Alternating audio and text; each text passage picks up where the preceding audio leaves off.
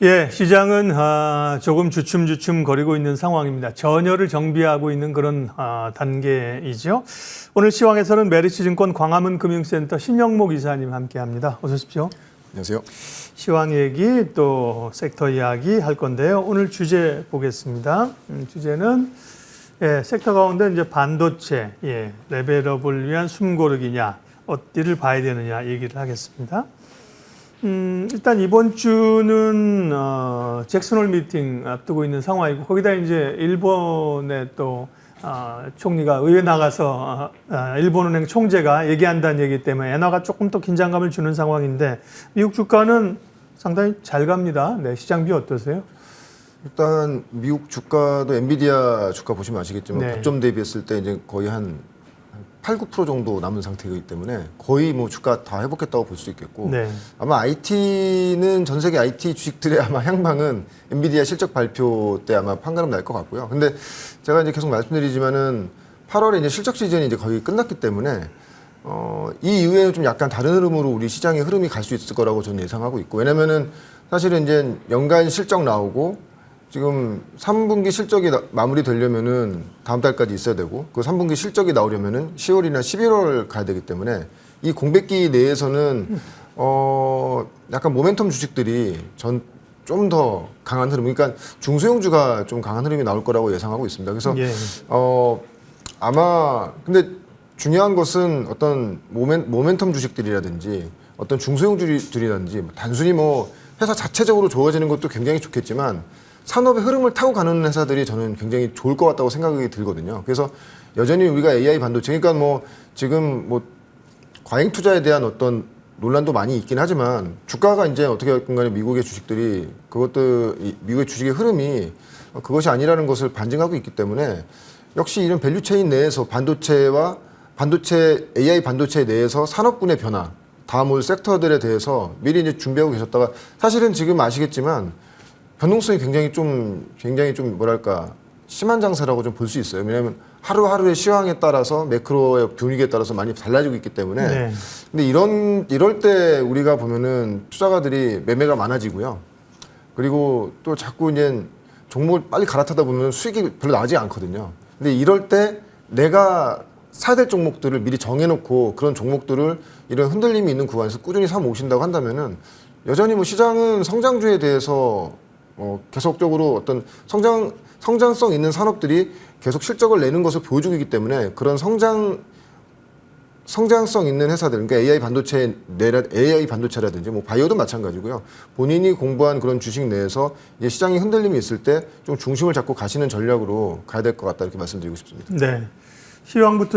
시황과 전략부터 정리했습니다. 잭슨홀 미팅은 말씀드린 것처럼 금요일인데 우리 시간으로는 밤 11시기 때문에 우리 시장 영향은 다음 주에 미칠 거라고 말씀을 수차적으로 드렸고요. 미국 조금 오늘 밤에 이제 또 신경 쓰이는 게 하나 있어요. 미국이 이제 연례 고용 보고서 수정치를 발표한대요. 이게 이제 완전한 후행성 자료를 가지고 정확한 것에 늦은 거죠, 그죠? 발표하게 되면 당초 지금 일자리 늘어났던 게 당초보다 좀 줄어들 수 있다. 고용이 그렇게 좋지 않았구나. 이런 뉴스가 나올 수 있다고 해서 조금 오늘 미국 시장에 조금 긴장 내지는 변동성 요인인 것도 참고를 해주시고요. 자, 신이사님하고는 어쨌든 모멘텀 주식이 갈 수 있는 환경이라고는 했으나 단기 모멘텀으로 이제 하루 이틀짜리가 아니라 시대 변화들, 맞습니다. 트렌드 변화들을 얘기하고 있고 뭐 AI, HBM 쭉 얘기하고 최근에는 계속해서 우리가 글래스 기판, 유리 기판 얘기를 하고 있습니다. 네, 관련된 얘기 좀 다시 점검해 주세요. 네, 맞습니다. 어떻게 됐건 간에 칩이 고도화되면 될수록 칩의 성능을 그대로 받쳐줄 수 있는 기판도 고도화가 돼야 된다고 말씀드릴 수 있는 거고, 그러니까 약간 이렇게 예를 들면은 좀 쉬울 수 있다고 생각하는 게 이제 제가 이제 HBM 설명드릴 때 이제 고속도로와 이제 톨게이트 말씀을 한번 드렸던 것 같습니다. 근데 이제 이번에도 약간 그런 자동차에 비유한다면 지금 칩의 성능이 과거에는 시속 100km 정도의 속도를 낼 수 있는 칩의 성능이었기 때문에 기존의 그 인프라, 그 기판으로도 충분히 그 자동차가 100km가 나올 수 있는 성능을 다 유지를 시켜줬거든요. 근데 여러분 아시겠지만 칩이 굉장히 고도화되고 있지 않습니까? 우리가 생각하는 것보다 굉장히 빠르게 고도화되고 있다는 거죠. 2.5 패키징, 3D 패키징부터 나오면은 보다 더 고도화되는데 어떻게 보면은 자동차의 성능으로 봤을 때 이제 뭐 200km, 300km 이상 되는 고성능 어떤 스포츠카가 지금 나오고 있는 것인데 그 인프라는 여전히 100km의 어떤 시속을 낼 수밖에 없는 인프라라고 한다면 그 인프라를 갈아엎어야겠죠. 그것이 바로 이제 기존의 플라스틱 기판에서 글라스 기판으로 넘어가는 이 시대적인 변화에서 나오는 것이고, 그래서 지금 보면은 칩은 계속적으로 고도화가 되고 있고 아무튼 간에 경쟁을 통해서 더더욱 고도화가 빠르게 되는데, 지금 그 밑에서 인프라가 돼주는 그 칩들이 바로 성능을 제대로 된 성능을 낼 수 있게 해주는 이 기판은 아직까지는 그거에 따라 칩의 성능을 따라가지 못하고 있다는 것이 가장 큰 그 단점인 거고요. 그래서 유리 기판은 제가 생각했을 때는 많은 전문가들의 시각이 다르긴 하지만은 반드시 올 수밖에 없는 이런 시장인 것이고. 근데 이제 의문은 시장에서 뭔 얘기잖아요. 뭐 이런 거잖아요.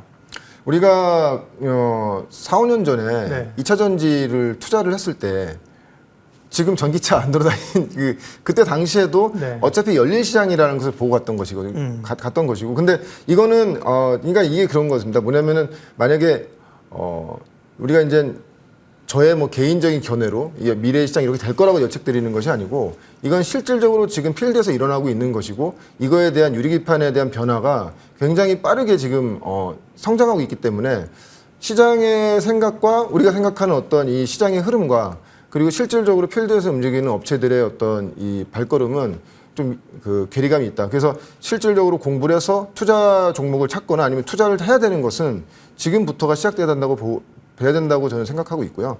그래서 실제로 지금 어제도 이제 유리기판 관련된 회사를 한번 탐방을 다녀오긴 했는데, 유리기판을 지금 만들기 위해서는 그동안에는 이제 유리기판 전방 업체들의 어떤 스케줄에 대해서 말씀을 드렸는데, 유리기판을 만드는 데 있어서 왜 이렇게 만드는 게 어려운 것인가에 대한 어떤 그 단점에 대해서 이번 시간에 잠깐 설명드리자고 한다면, 사실은 지금 유리기판을 만드는 데서는 유리를 다루는 것 자체도 굉장히 어려울 뿐더러 그 얇은 유리에다가 지금 화면 보시면 아시겠지만 TGV라고 해서 뚜루 글라스 비아, 그러니까 이 유리기판에다 구멍을 뚫는 것이죠. 지금 우리가 HBM에서 나오는 TSV, 그 구멍을 뚫는 것은 이제 실리콘 비아고요. 그래서 글라스에다가 구멍을 뚫는 것이 가장 어렵고, 여기서 이제 순서가 순서 나오긴 했는데 1번이 가장 어렵다, 4번이 가장 어렵다 이런 것은 아니고 전체적으로 유리기판 양산에서 가장 넘어야 될 난제들이 바로 이제 TGV. 두 번째는 유리기판이 아무래도 표면이 매끄럽다 보니까 거기에 그 구리 도금을 해줘야 돼요. 구리를 입혀야 되는데 구리가 잘 입지 않는 부분이 있어요. 접합이 잘 안 되고 이것이 공정에 넘어갈 때마다 너덜너덜해져서 이게 뜯겨서 나가는 그런 현상이 있고요. 그리고 유리가 아무래도 그 강도가 약하다 보니까 많은 열 처리를 하는 과정에서 유리에 미세한 크랙이 가고 그것이 나중에 됐을 때는 유리가 깨짐 현상이 나오는 그런 현상이 발견이 되거든요. 그래서 그것을 잘 애칭해 줄 수 있는 애칭에 대한 문제, 그리고 전체적으로 유리가 손상이 잘 되다 보니까 공정상에서 이런 손상을 막을 수 있는 핸들링 부분에 대한 문제, 이것들이 가장 큰 난제 중에 하나입니다. 물론 여기 나오지 않은 난제들도 있겠지만 제가 봤을 때 이 중에서 난제가 가장 유리기판이 상용화로 넘어가기 위해서 꼭 풀어야 될 난제들이라고 볼 수 있고, 어떻게 보면은 이 난제 때문에 유리기판이 지금 쉽게 나오지 못하는 부분이라고 볼 수 있습니다. 저걸 뚫는 기업들이 이제 거기서 우위를 차지하는 거죠, 그죠? 맞습니다. 그것이 바로 핵심입니다. 그래서 우리가 보면은 계속 제가 이 시간에 말씀드릴 때마다 HBM을 자꾸 언급드리는 가장 큰 이유가, HBM에서도 가장 중요한 게 본딩이잖아요. TC 본더. 그것을 뚫어낸 게 한미 반도체였던 것이고, 그래서 그것을 글로벌로 가져가서 그렇게 큰 주가적인 시세뿐만이 아니고 매출과 영업이익이 발달한 것이죠. 그래서 늘어난 것이죠. 그래서 지금 방금 보신 이런 요소들을 해소하는 기업들을 우리가 지금부터 찾아서 공부해서 테스트가 들어가는 거, 그리고 양산이 들어가는 거, 이런 것들을 미리미리 우리가 공부를 한다고 하면은 어떻게 보면 투자가의 입장으로서는 굉장히 큰, 앞으로 2년 후가 될지 3년 후가 될지 모르지만 분명히 가야 되는 시장이기 때문에 그런 거에 대한 미리 선제적으로 공부를 해놓으면 그 시장이 왔을 때 우리가 누릴 수 있는 수익이 굉장히 클 수 있다. 저는 그렇게 생각하고 있습니다. 네. 그러니까요. 미리미리 트렌드를, 그러니까 우리 신영복 이사님 얘기하시고 저희가 이 자리에서 얘기하면 한참 있다가 이제 시장에서 그런 얘기들을 이제 많이 하게 됩니다. 태성이라는 기업도 마찬가지고요. 여러 이슈들을요. 자, 그러면 이제 유리기판, 글래스 기판에 대해서 계속 얘기를 하고 계신데, 조금 전에 저희 증권 주가 시스템에서 만들어 놓고 있는 유리기판 관련주 그거 한번 보여주세요. 재밌는 걸 발견해가지고 유리기판 관련주가 어떤 걸로 분류되어 있을까 한번 보여주시면요. 네. LG 이노텍, SKC, 캠트로닉스, CNG 하이테크는 전 모르겠고요. 또 한번 넘겨봐 주세요. 네. 저 한미반도체가 들어있길래 삼성전기도 있고 그죠? 여러 업체들이 조금이라도 연관이 돼 있겠죠. 솔브레인도 소재 쪽일 거고요, 그죠?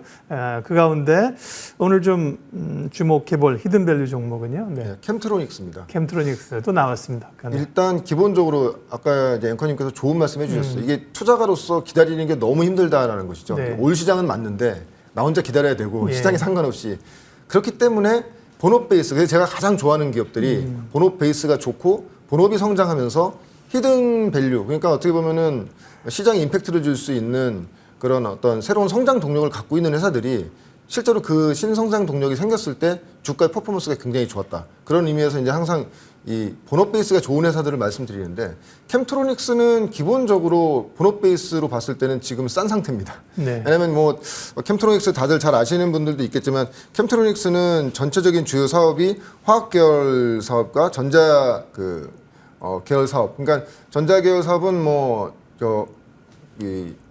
글라스 관련돼서 네. OLED 디스플레이를 만드는 그런 사업 분야로 보시면 될 것 같고요. 케미컬이고 트로닉스 일렉트로기죠? 예, 네, 두 케미컬 부분이. 부분도 지금 큰 성장 동력이 될 수 있는 그런 부분이고 지금 캠트로닉스의 주요 기술력은 OLED를 이제 시각에 대한 기술이 굉장히 좋습니다. 예. 그래서 이제 지금 다음 장편 보시면 아시겠지만 지금 전체 시장이 LCD 시장에서 OLED 패널 시장으로 변하는 이 증가 추세가 굉장히 빠릅니다. 왜냐하면은 그렇죠. 예. 눈이 편한 것도 있고 구림의 현상 이런 것도 있긴 하겠지만 전체적인 지금 시장의 이 IT 시장의 큰 그 화두가 저전력이거든요.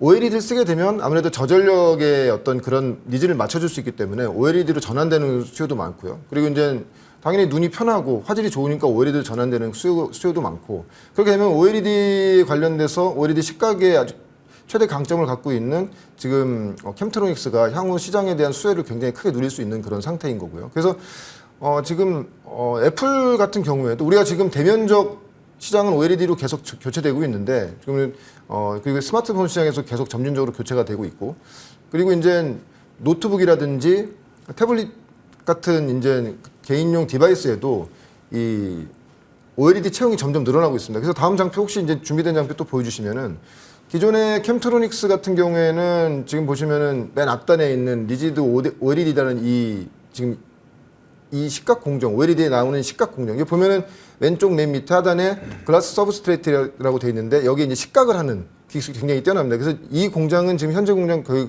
풀캐파로 지금 돌아가고 있고요. 근데 중간에 보시면은 그 다음 세대가 이제 플렉서블 OLED인데 여기에는 이제 사실은 글라스 기판에서 시각을 하기 때문에 이 중간 단계는 안 들어가죠. 그래서 사실은 작년에 이제 매출이 약간 빠졌습니다. 근데 차세대로 가는 거는 다시 이 글라스 시각이 필요한 그러니까 하이브리드 OLED가 되면서 이 맨 밑에 맨 오른쪽에 글라스 서브스트레이트에 보이는 요 부분이 들어가기 때문에 네. 시장이 굉장히 빠르게 지금 증가하는 이런 수혜를 캠트로닉스가 누리고 있다고 보면 될 것 같고요. 그래서 지금 다음 장표 혹시 보시면은 이게 이제 OLED 관련된 애플의 어떤 향후 계획인데 지금 26년부터 28년까지 하이브리드 OLED가 채택이 되기 때문에 당연히 캠트로닉스가 여기에 대한 시장 수혜가 굉장히 큰 것으로 보고 있고요. 그래서 실적이 굉장히 빠르게 본업 실적 자체도 올해 굉장히 좋습니다. 작년 기준으로 했을 때 작년에 이제 한 5,400억에서 영업이익이 한 190억 정도가 나왔는데 올해 예상이 지금 6,300억에 영업이익이 한 보수적으로 한 500억 예. 정도를 보고 있습니다. 근데 시가총액이 지금 3,600억이란 말이에요. 그러니까 본업 베이스로 봤을 때도 이미 좀 접근하기에 좋은 그런 구간인 거고 내년도를 보면은 내년도까지는 대략적으로 영업이익 기준으로 영업이익 기준 한 650억 정도로 예상하고 있기 때문에 네. 그럼 점점 더 싸지는 것이죠. 근데 거기에 플러스 지금 동사 같은 경우에는 전방 고객사와 함께 TGV 장비를 이미 개발을 해서 지금 그 테스트 지금 단계에 지금 돌입이 됐습니다. 만약에 OLED 시장뿐만이 아니고 OLED 시장은 향후에 한 2, 3년간 계속 성장이 되고요. 만약 유리기판 쪽도 워낙 글라스 관련된 식각이라든지 이 장비를 잘 다루는 회사다 보니까 예. 그거에 대한 강점이 있기 때문에 알겠습니다. 예. 시간이 나가서요. 맞습니다. 가격은 어떻게 좀 잡으면 될까요? 그래서 가격은 기본적으로는 뭐 10배 정도 줘도 PR 10배 정도 네. 된다고 보는데 단기적으로는 목표가는 35,000원, 손절가는 2만 원 정도를 보시고 접근하시면 좋을 것 같습니다. 네, 오늘 메리츠증권 광화문 금융센터 신영목 이사님과 시황 그리고 히든밸류 종목은 캠트로닉스였습니다. 고맙습니다. 고맙습니다.